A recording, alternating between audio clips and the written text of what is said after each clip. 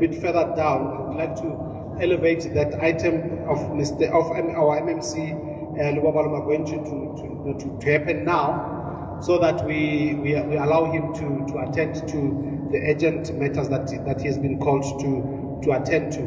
So with that said, I would like to ask MMC of Economic Development, of Community Development, sorry.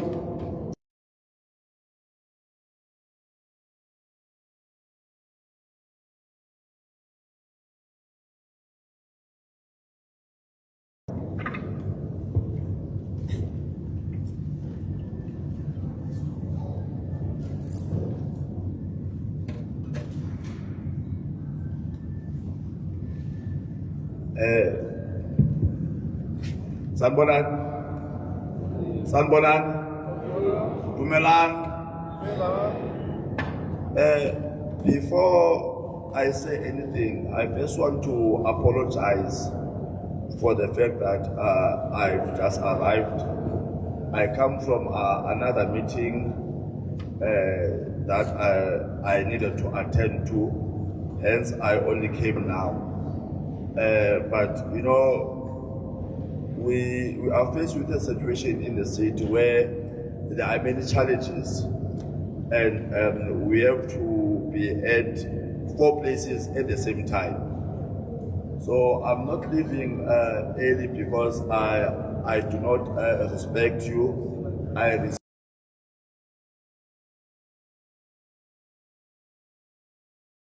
come here. It is out of respect that I came here. Having said that, when I actually accepted this invite to come and speak here, my thought process was really just centered on the policy or framework around the rights of citizens with disabilities. I also thought about the barriers and bottlenecks causing lack of improvement and implementation of the policies and council resolutions. It became very apparent to me that this government of local unity must take account and accept that we have somehow let the people living with disabilities down. Not in a small way. I say this because we are successors in title and in law. I therefore will not stand up here and say, just because we just came to power now, and say, no, the previous government has failed you. That government is not here now, I'm here. And we are the ones that need to ensure that whatever wrongs were done is actually corrected. Because the change of faces in political offices and implementation of council resolution or policies should never affect citizens. But if we are being realistic, it does. If we're speaking in terms of private sector, will there be a halt in customer service? If managers or CEO leave, the answer would be definitely no. Therefore, we need to find a way of business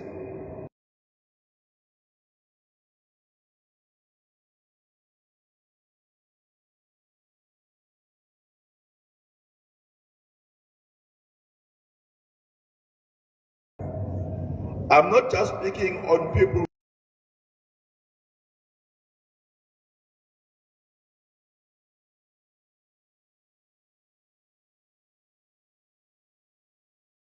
who did not finish a task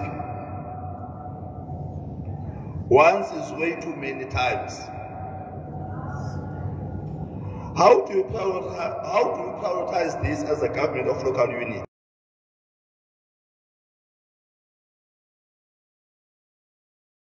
Disadvantaged communities, move mountains and protect the rights of people with disabilities, which is a basic human right.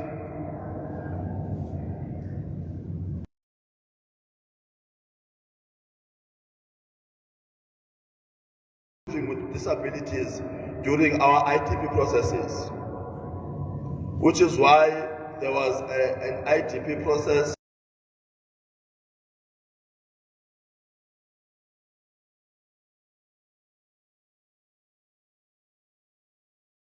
Commitment and binding policy framework and resolution implementation of the right and universal access to municipal entities and COJ properties as a matter of urgency. As a Department of Community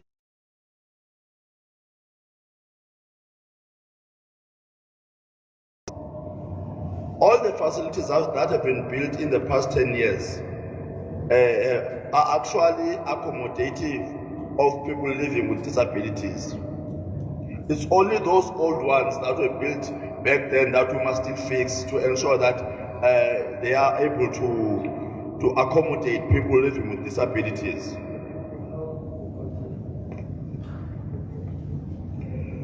We ought to task officials, and myself included, with my fellow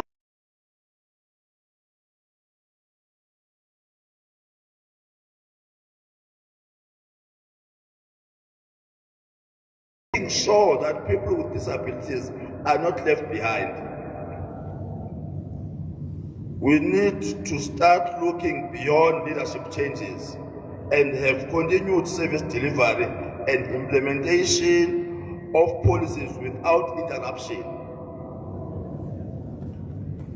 Legislative requirements relating to disability discrimination and ensuring universal access in the city of Johannesburg, as enshrined in the Article 9 of the United Nations Convention on the Rights of People with Disabilities, is steadfast on compliance and focused on infrastructure such as buildings and transportation within the city of Johannesburg.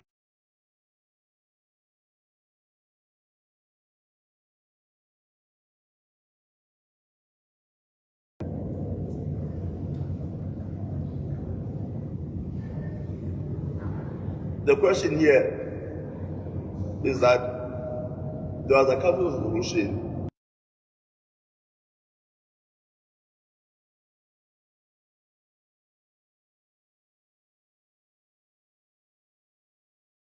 there was change in government, and we've also had changes that we've also had as a city in terms of governance. But should that really affect service delivery? Should that really affect the implementation of these policies? The answer is a big no. This therefore requires a paradigm shift, even from the officials who play a very key role in terms of ensuring service delivery. Because it does not matter whether today is so and so who's leading the city and tomorrow is someone else. If something was promised to the residents, if someone was something was promised to the people living with disabilities, there should be no reason why it should not be honored because now it was promised during a certain era. It does not change. When you're talking issues of service delivery, we do not talk of politics.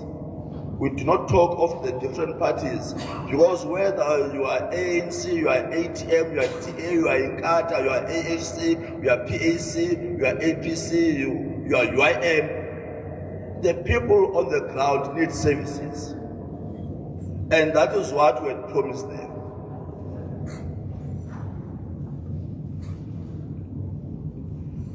We ought to make service delivery our greatest and only priority when it comes to vulnerable communities.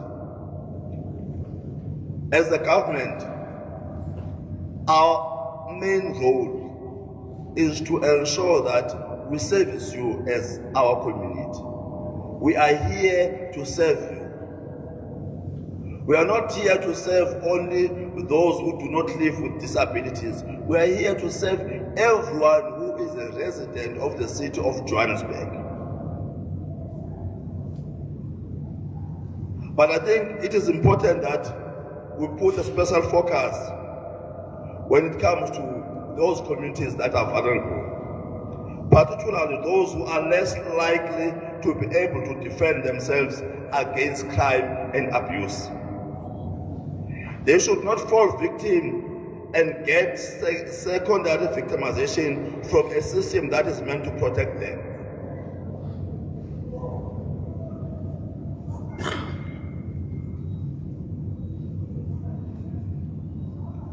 As I close off, I want to reiterate my commitment as the MMC of Community Development to do my part within the framework and policy in making sure that we prioritize people with disabilities. I'm glad that within our midst, there's also members of Section 79 committees who are the people that actually hold us to account. And I know that as I'm making this commitment here, they will also be here to hold me accountable on your behalf. I want you to understand that we are not here just for lip service, but we are here because we are committed to serving you. Because we understand that the sole purpose of our existence is to serve you. And it is important that we get that feedback from you. Yes, we've not done enough. We could have done more. In actual fact, there's a lot that we need to do. The Chair of Chairs, even if you go to our council chambers, they are not accommodative of people living with disabilities. Imagine if we were to have a councillor who is on wheelchair. How would that person be able to sit in our chambers? That clearly shows that there's a lot that we need to do. And I'm here as a member of Mayoral Committee, and I will ensure that in our committee we do discuss this. Yes, through the ITP process, we've given you a platform so that you can tell us what is it that you want. And we've promised in that ITP process that no, we will serve you. Chair of Chairs, with that said, I want to thank you for this opportunity that you have given me to come here and make this commitment. And I also expect you to hold us accountable. Because, you know, our government is structured in a manner that you've got the executives and the legislature. And the Chair of Chairs, the Chair of Chairs from the legislature is supposed to ensure that we are held to account. And is doing that on your behalf.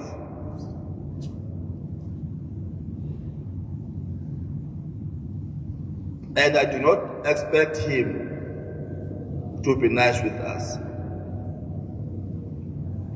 Because we've always been talking about, for years, even when I was still young, there were discussions about people living with disabilities. I was not expecting that in this day and age, we will still be talking about that. Now it means that we need to really do something drastic. You know, our actions should be deliberate to ensure that we put people with disabilities at the forefront of everything. And in my department, I'm glad that, when you invited me, I ensured that, my department comes as well. So that the commitments I make here, they ensure that they happen. Because they'll be the ones that will be doing it. I will hold them to account on the commitments that I've made. It's not made by them. I'm making the commitments, but they must make sure that it happens. That's what they are getting paid for. So I will not be asking a favor, but I'll be asking them to do the job that they're supposed to do, which is to serve you. I thank you.